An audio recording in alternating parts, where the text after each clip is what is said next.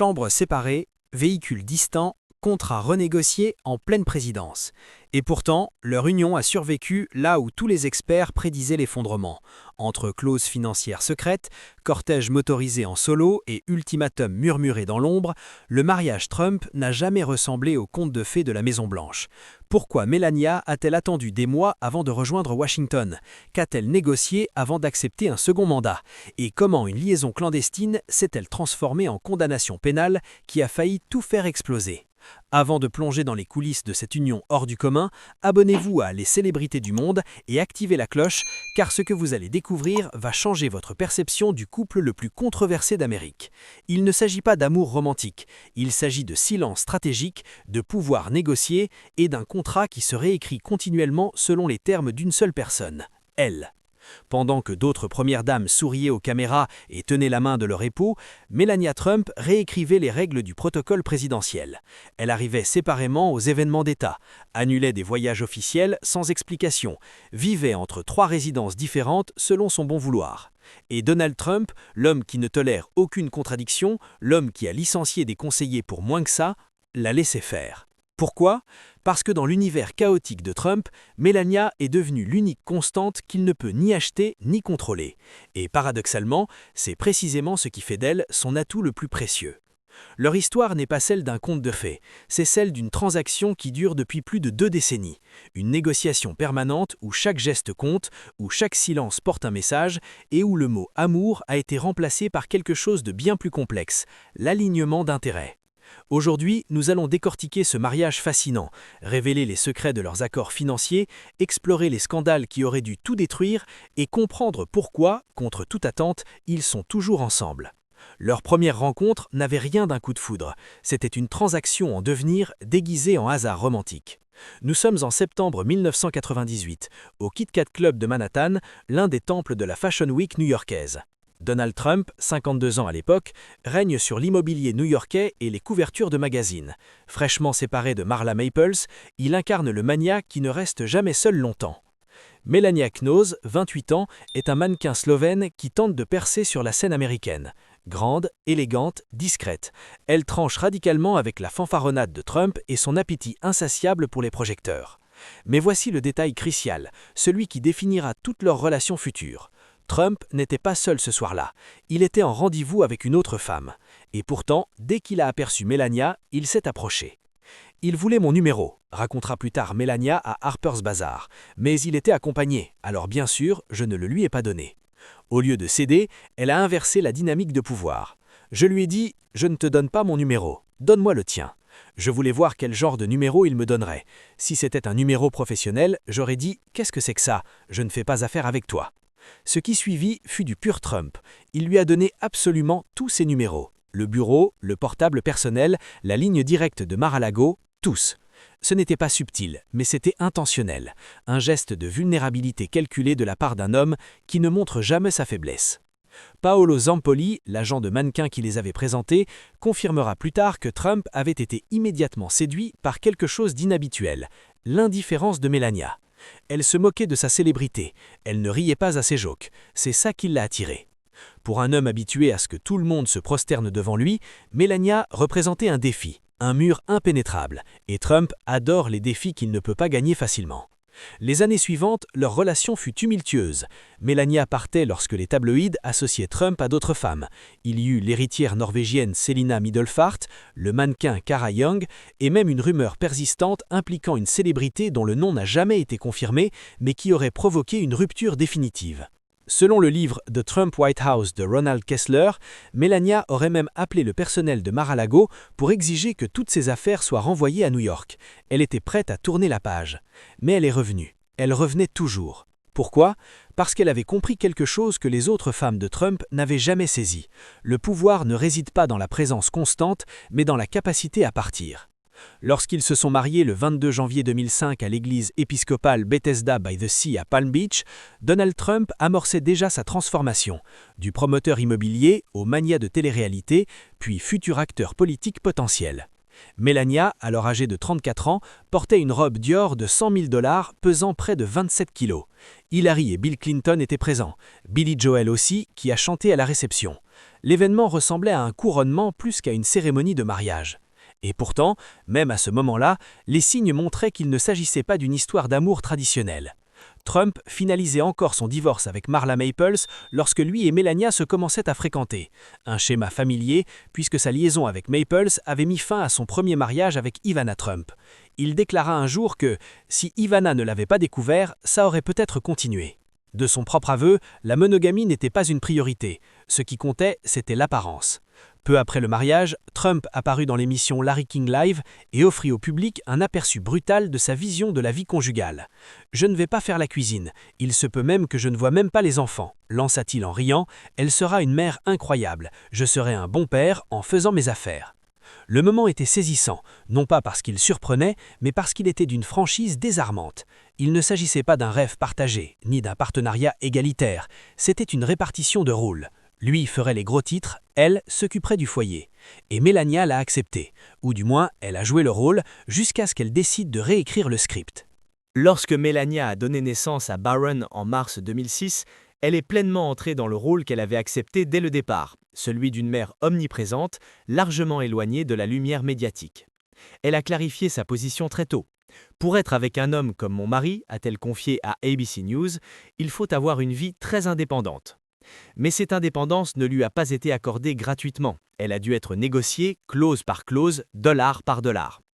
Après la victoire électorale de Donald Trump en novembre 2016, Melania a surpris tout le monde en retardant son installation à Washington.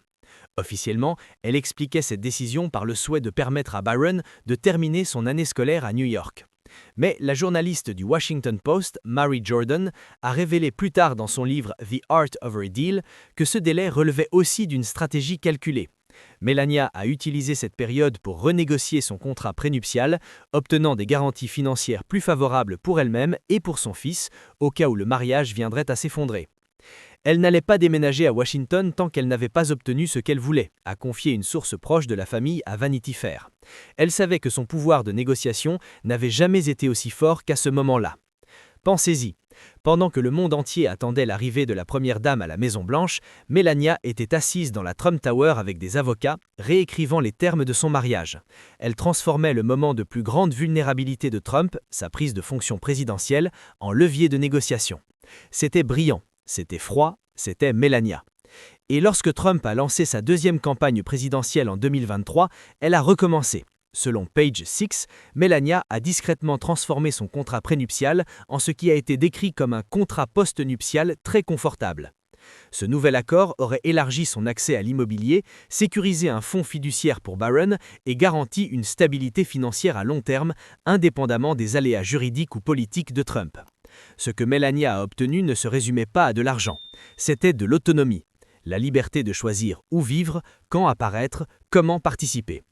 Elle est l'une des rares premières dames modernes à partager ouvertement son temps entre Washington, New York et Mar-a-Lago. Lors d'une interview accordée en 2025 à Fox & Friends, elle a exposé sa position avec une défiance tranquille. « Je serai à la Maison-Blanche, mais quand j'aurai besoin d'être à New York, je serai à New York. Quand j'aurai besoin d'être à Palm Beach, je serai à Palm Beach. » Elle n'a pas promis une présence permanente, elle n'a pas juré un soutien inconditionnel. Ce qu'elle a promis, c'est la liberté de se déplacer, de prendre des distances, de choisir. Et malgré toutes ces tendances au contrôle, Donald Trump n'a jamais contesté publiquement cet arrangement. Peut-être respecte-t-il son indépendance, peut-être a-t-il simplement besoin qu'elle reste dans le cadre, ou peut-être leur mariage s'est-il transformé en quelque chose de moins émotionnel et de plus contractuel. Comme l'a confié un diplomate européen à The Guardian, c'est elle qui compte, pas parce qu'elle est émotive, mais parce qu'elle est silencieuse, et il fait confiance au silence. Dans un monde saturé de procès, de trahisons et de vacarme médiatique, Melania reste l'une des rares constantes dans la vie de Trump. Elle parle très peu, et ce silence est en soi une forme de pouvoir. Elle ne le contredit pas, elle ne le défie pas publiquement, mais lorsqu'elle exprime une opinion sur Gaza, l'Ukraine ou l'avortement, il l'écoute. Ils ne sont peut-être pas amoureux, mais ils sont en phase, ou à tout le moins, ils comprennent les termes.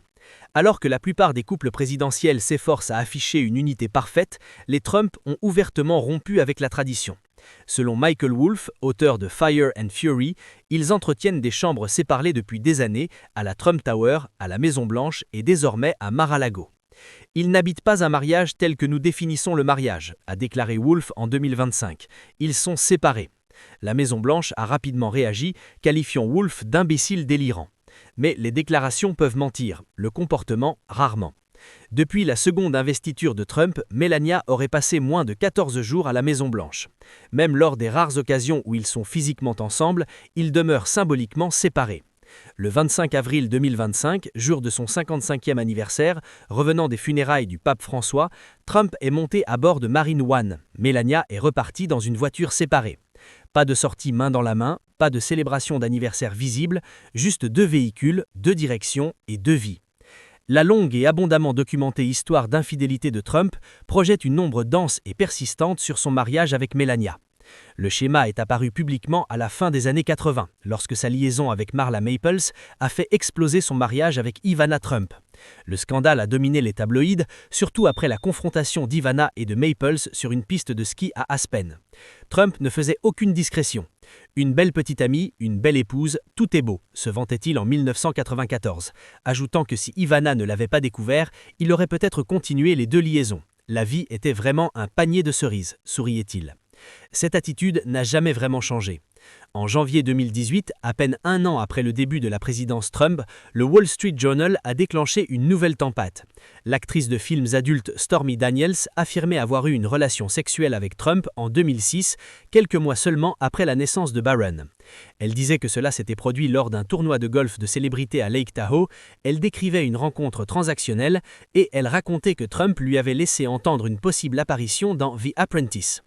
Trump a tout nié, mais son avocat Michael Cohen a reconnu avoir versé à Stormy Daniels 130 000 $ de hash money peu avant l'élection de 2016 via une société écran déguisée en frais légaux. Cette affaire est devenue le socle d'un dossier criminel qui a mené, en 2024, à la condamnation de Trump pour 34 chefs d'accusation criminels, faisant de lui le premier ancien président américain reconnu coupable d'un crime. Pour Melania, cependant, la véritable blessure est survenue bien avant le verdict judiciaire. Elle est restée silencieuse publiquement, mais a parlé par ses actes. Quelques jours après l'article du Wall Street Journal, elle a abruptement annulé son déplacement au Forum économique mondial de Davos. Aucune explication, si ce n'est un vague problème d'agenda. Quelques jours plus tard, elle a posé un geste plus explicite. Elle est arrivée au discours de l'État de l'Union de 2018 dans un cortège séparé, est entrée par une autre dorte, vêtue d'un tailleur pantalon blanc immaculé, une tenue que beaucoup ont interprétée comme un acte de protestation silencieux. Selon Stephanie Grisham, son ancienne attachée de presse, Melania n'était pas confuse ni blessée, elle était furieuse. Elle était hors de soi, a déclaré Grisham à Politico. Elle voulait que Donald se sente humilié. Les membres du personnel ont immédiatement perçu le changement. Melania a cessé d'assister aux réunions, évité les séances de photos et s'est montrée nettement plus froide vers Donald. Comme l'a résumé Kellyanne Conway, Melania était comme l'acier. Pas de cris, pas d'émotion, juste fini. Elle s'est rapidement repliée à Mar-a-Lago tandis que Donald restait à Washington. Cette distance physique reflétait le fossé émotionnel devenu impossible à ignorer. Après la condamnation de Trump, rien n'a changé. Melania n'a pas assisté au procès, elle n'a pas exprimé aucun soutien public. Des proches affirment que le scandale dépassait largement le cadre d'une liaison. Il constituait une violation des termes tacites de leur mariage. Il a franchi la ligne, a confié une amie à Vanity Fair. Ce n'était pas seulement l'aventure, c'était le spectacle, les gros titres, l'humiliation. Elle valorise la discrétion et il a tout détruit. Et pourtant, elle n'est pas partie. Pourquoi ? Les raisons sont multiples. Sa dévotion envers Barron, des renégociations financières habiles et peut-être une reconnaissance pragmatique que le mariage et l'affection ne se recouvrent pas toujours. Melania n'a pas confronté Trump devant les caméras, elle ne l'a pas protégé non plus. Elle a laissé son silence, ses annulations et ses entrées séparées parler pour elle. Et Donald Trump, habitué à dominer chaque pièce, l'a ressenti. Il a peut-être regagné la présidence, mais dans cette chapitre de son mariage, Melania s'est assurée qu'il comprenne exactement ce que cela lui a coûté, à elle et à lui. Au-delà même des scandales, Melania a constamment défié les attentes placées sur une première dame. Elle a évité la campagne électorale de son mari en 2016, puis en 2024. Elle a refusé d'inviter Jill Biden à la Maison-Blanche en 2021. Elle n'a pas assisté à l'investiture de Joe Biden. Et elle était absente lors des multiples procès et comparutions judiciaires de Trump. Début 2025, le mot dièse « Where is Melania » a fait le tour des réseaux pendant des semaines. La biographe Kate Rogers a noté que même en privé, le couple se heurtait souvent pour des détails aussi anodins que la chaîne de télévision ou la décoration de la Maison-Blanche. Dans American Woman, Rogers révèle que Melania s'était aménagé sa propre suite dans la résidence, comme elle l'avait fait à la Trump Tower. Ils vivaient dans le même bâtiment, mais pas dans le même espace. Elle était présente, mais jamais vraiment avec lui. Et pourtant, malgré tout, elle demeure une voix singulière dans son entourage. En juillet 2025, Trump a surpris beaucoup de monde en exprimant publiquement son inquiétude pour les enfants affamés à Gaza, une déclaration humanitaire rare qu'il a directement attribuée à Melania. « Elle voit les mêmes images que vous », a-t-il déclaré. « À moins d'être sans cœur ou fou, c'est terrible. » Interrogé sur son influence, il n'a pas hésité. « Melania est très intelligente, elle est très neutre, mais elle veut que les gens cessent de mourir. » Dans un monde où Trump se dispute publiquement avec des collaborateurs, des conseillers, des juges, des journalistes et même des membres de sa famille, Melania reste l'exception silencieuse, la seule voix qu'il laisse encore l'atteindre, une voix qu'il ne suit pas toujours, mais qu'il n'ignore jamais. Pour leur 20e anniversaire de mariage, Trump a publié un hommage sur Instagram. La photo les montrait de dos, marchant côte à côte sans se toucher. La légende disait « Tu es une épouse extraordinaire et une mère merveilleuse. Joyeux anniversaire de mariage, Flotus. » Aucune mention d'amour, aucun signe d'intimité. Melania n'a rien publié. L'experte en relations, Dr Wendy Walsh, a qualifié la scène de sinistrement professionnelle. La marieuse Suzanne Trombetti a estimé que la relation fonctionnait désormais sur l'apparence et l'autopréservation. « Elle est humiliée par ce qui s'est passé publiquement », a déclaré Trombetti, « mais elle ne part pas encore. » Melania Trump n'élève pas la voix, elle ne mendie pas la compassion, elle observe, calcule et choisit son moment. Et ce silence, cette retenue énigmatique, a fait de Melania Trump quelque chose d'inattendu, un facteur de stabilité dans le monde chaotique de Trump. Elle ne le contredit pas publiquement, elle commente pas les scandales, mais lorsqu'elle parle, que ce soit de Gaza, de Poutine ou de la famille, ses mots résonnent différemment. Ils ne sont peut-être pas amoureux, mais ils sont alignés. Deux marques, deux héritages, deux réputations liées par une préservation mutuelle. Certains mariages se brisent par la trahison, d'autres par l'ennui. Le leur pourrait durer non pas parce qu'il est romantique, mais parce qu'il fonctionne, fonctionnellement, stratégiquement, transactionnellement. Et peut-être est-ce exactement ce que l'un et l'autre ont toujours voulu. Au final, leur histoire n'est pas une histoire d'amour, c'est un partenariat fondé sur l'image, le silence et l'intérêt réciproque. Melania et Donald mènent peut-être des vies séparées en coulisses, mais restent publiquement alignés, liés non pas par la passion, mais par un objectif commun. Ils n'ont pas besoin de beaucoup parler. La distance, les accords, les apparitions soigneusement contrôlées, tout cela parle pour eux. Alors qu'est-ce qui les unit vraiment ? L'amour, la loyauté ou le levier de pouvoir ? À vous de décider, dites-le nous en commentaire. Et si cette plongée dans les coulisses du mariage Trump vous a fasciné, n'oubliez pas de liker cette vidéo, de vous abonner à Les Célébrités du Monde et d'activer la cloche pour découvrir d'autres histoires méconnues sur les vies secrètes des célébrités les plus puissantes de la planète. Parce que derrière chaque sourire parfait se cache une vérité bien plus complexe, et nous sommes là pour la révéler. À bientôt pour une nouvelle exploration des coulisses de la célébrité.